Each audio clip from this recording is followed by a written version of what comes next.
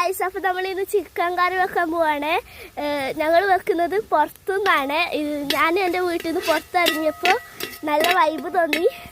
അപ്പോൾ ഞാൻ വിചാരിച്ചു ചിക്കൻ കറി വെക്കാൻ. അതിനായിട്ട് നമ്മൾ ഒരു ഉരുളി എടുത്തിട്ട് അടുപ്പമേലെ വെച്ച് അതിൽ ഉരുളി ചൂടാവാൻ കത്തു. ചൂടായിട്ട് എണ്ണ ഒഴിച്ചിട്ട് ഉള്ളി നന്നായിട്ട് വാട്ടി എന്നിട്ട് ഉള്ളി ബ്രൗൺ കളർ ആവും വരെ നമുക്കൊന്ന് നന്നായിട്ടൊന്ന് വാട്ടി കൊടുക്കാം.